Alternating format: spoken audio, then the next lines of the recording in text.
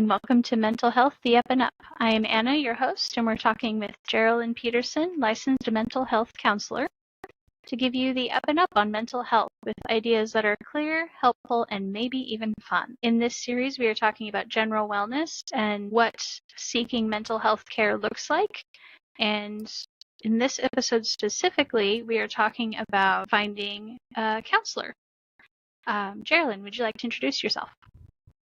Hi, I'm Geraldine. I've been a therapist for over 25 years.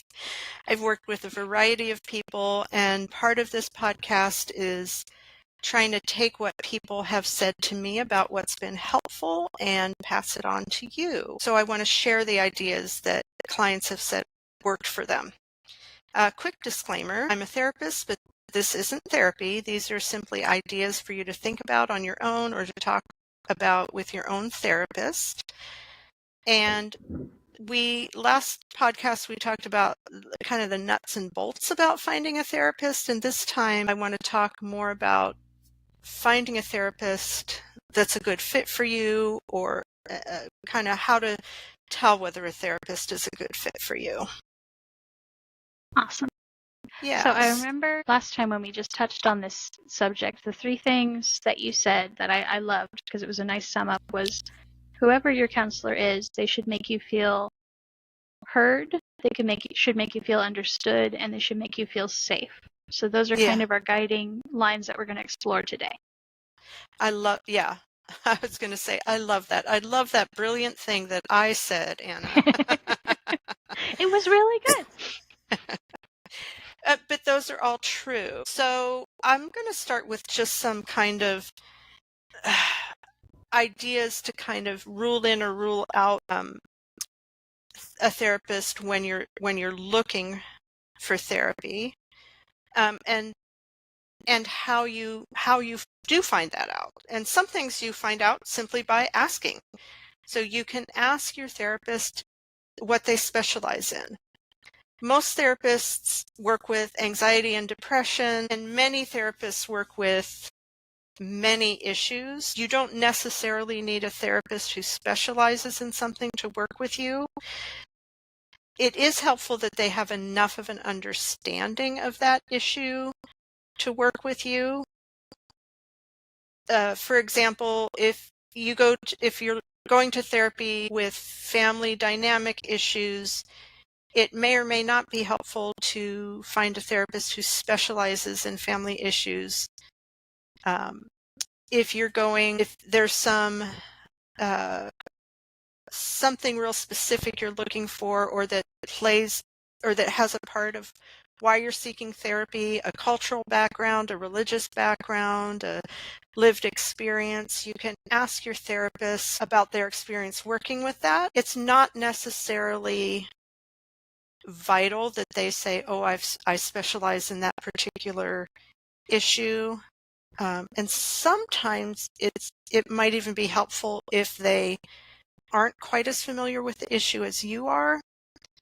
An example I use is that I often see clients probably always see clients with different religious views as mine, different political views as mine. And it's not at all necessary that I share those views or that I have the same background. Often it's helpful for you as a client to clarify your own beliefs by explaining those to a therapist.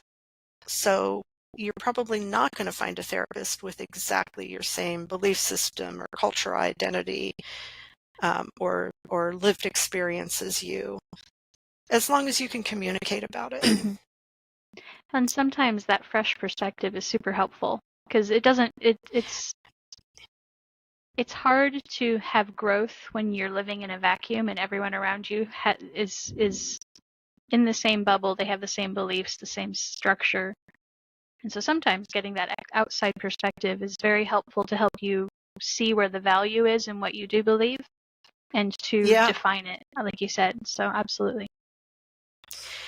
I've heard from clients who have very different experiences from me that they appreciate that I don't come from that.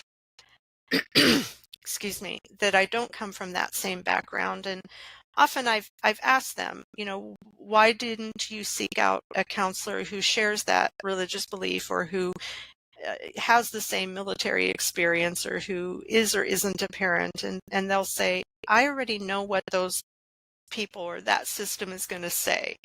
I already know that. I want to jump out of my system and see what somebody who wasn't raised the same way, or wasn't raised in the same experience, or doesn't have the same belief system, views this particular issue. Yeah. So in that way, people have said that's been helpful, that I don't fully have a grasp of their specific situation. And again, you're never going to find a therapist who matches that exactly. I know, on the same topic, but kind of broadening, I know that you and I have talked before, though, that with counseling, which is it's not typical in a lot of fields, with counseling, it is absolutely acceptable and normal to request somebody who, maybe not with your spiritual beliefs, but who I'm trying to think how to phrase this. I'll jump in and say, you can ask for a male or a female counselor. Right, You can exactly. ask for a counselor with your same sexual orientation.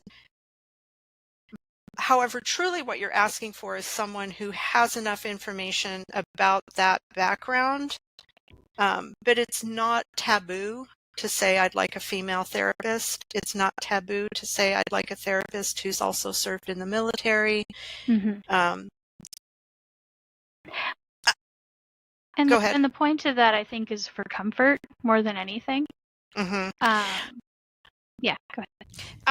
I'll say for comfort and shorthand too, because I personally have not shared, I don't have a military experience. So when if I see someone in the military and they start talking about the protocols that I just don't understand, they do have to take a little more time to explain to me that you can't just call in sick if you're in the military as easily as if you're not, or Right. what promotion looks like. Or I will also say that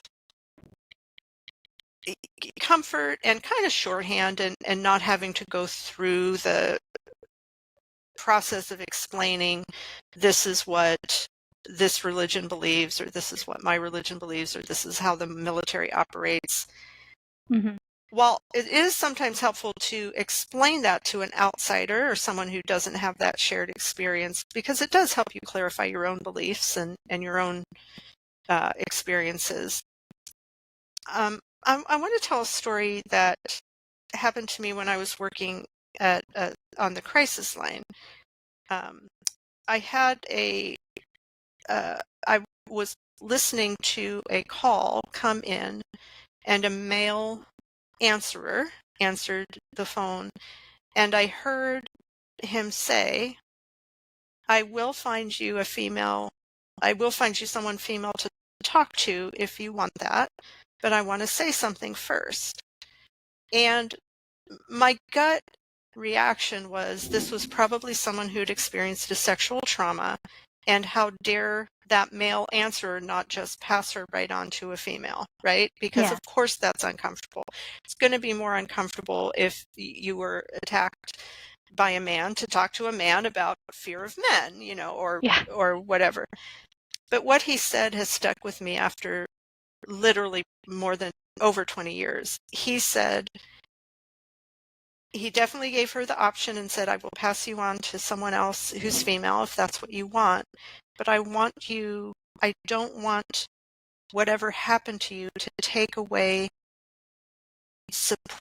people who may be supportive of you, by you thinking that half the population just could never understand that situation, or half the population, the male half of the population, wouldn't be able to help you in that situation.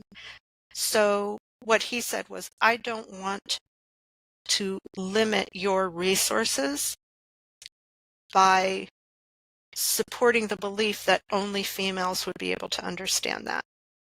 And quite honestly, I don't remember if he passed her on to a female answerer or continued on with the conversation himself. But I like that idea of not letting whatever experience you have limit the people who could help you by believing only someone who's a parent could understand parenting issues, or only someone who's female could understand sexism, or only someone who's, Mormon could understand the Mormon faith. And therefore, those people, by saying that, those people are all of a sudden outside of the pool of people who might be able to help me.